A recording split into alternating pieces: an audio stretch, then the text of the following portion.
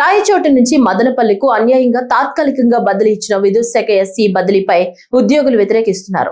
కడప నగరంలోని విద్యుత్ ఎస్సీ కార్యాలయం వద్ద చేపట్టిన రిలే దీక్షలు 3వ రోజుకు చేరుకున్నాయి.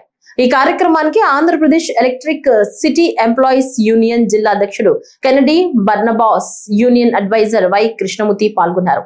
ఈ సందర్భంగా విద్యుత్ శాఖ అధికారులకు వ్యతిరేకంగా నినాదాలు చేస్తూ అక్రమంగా ఇచ్చిన జీవోను నిలుపుదల చేయాలన్నారు.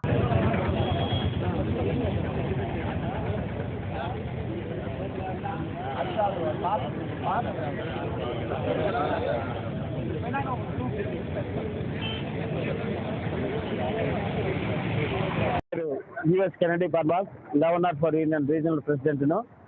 మరి 3 రోజుల నుంచి మరి మదనపల్లికి ఇచ్చిన కడప నుంచి పనిచేస్తున్న ఉద్యోగస్తులకి ఎంఆర్టీ నుంచి 22 మందిని, అలాగే సర్కిల్ ఆఫీస్ నుంచి 19 మందిని ఇచ్చిన దానికి వ్యతిరేకంగా మరి మేము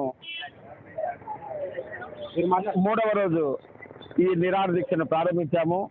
మరి మొదటి దినం ఏ దినమైతే ఎస్సీ గారు చెప్పారో అదే మాటనే ఇంతవరకు కూడా మరి ఆ దినం నుంచి ఈరోజు 3వ వరకు ఎటువంటి పురోగతి లేదు.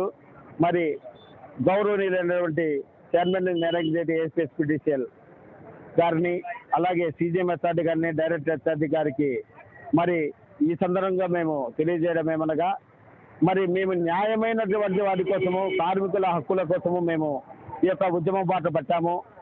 మరి గతంలో ఇచ్చినటువంటి వైసీపీ గవర్నమెంట్ గత ప్రభుత్వంలో ఉన్నటువంటి వారు ఇచ్చినటువంటి జిల్లా బైఫర్కేషన్కి అనుగుణంగా ఆ రోజు ఇచ్చిన ఆర్డర్స్ను మరి ఇప్పుడు టీడీపీ గవర్నమెంట్ గారు కూటమి ప్రభుత్వం వచ్చిన తర్వాత ఇచ్చినటువంటి మాడిఫికేషన్ ఆఫ్ డిస్ట్రిక్ట్స్, అన్నమయ్య కానీ, నెల్లూరు కానీ, తిరుపతి కానీ మాడిఫికేషన్ ఆఫ్ డిస్ట్రిక్ట్, అలాగే మార్కాపురం కానీ, వీటన్నిటిలో ఇచ్చిన ఉత్తర్వుల ప్రకారము కాకుండా పాత గవర్నమెంట్లో ఇచ్చిన ఉత్తర్వులనే ఈనాటి గవర్నమెంట్ కూడా అమలు చేస్తూ కడప జిల్లా వాసులను ఇబ్బంది పెడుతున్నారు. అందు నిమిత్తమై మేమందరం కూడా ఈ నిరసన కార్యక్రమం అన్ని యూనియన్ల అసోసియేషన్ కలిపి చేస్తున్నాము.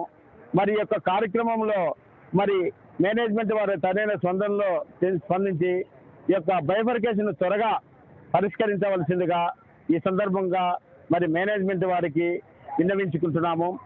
అలాగనే ఈ సందర్భంగా మేము ప్రతి ఒక్క పొలిటికల్ లీడర్ను మరి అందరము మాట్లాడుకొని ఇది ఈ రోజు నుంచి వాళ్ళు అసెంబ్లీ సెషన్స్లో ఉన్నారు కాబట్టి నిన్న జరిగినది కాబట్టి వారిని కలచడానికి కూడా మేమందరం ముందుంటామని ఈ సందర్భంగా మీడియా వారికి తెలియజేసుకుంటూ, మీరు మా యొక్క ఈ కార్యక్రమాలని కవర్ చేస్తున్నందుకు మీడియా వారికి, అలాగనే ఏదో ఈ సందర్భంగా మేము చేసిన ఏదైనా అసౌకర్యం కలిగిస్తే ప్రజలు మమ్మల్ని సహృదయంతో మన్నించవలసిందిగా తెలియజేసుకుంటూ సెలవు తీసుకుంటున్నాను.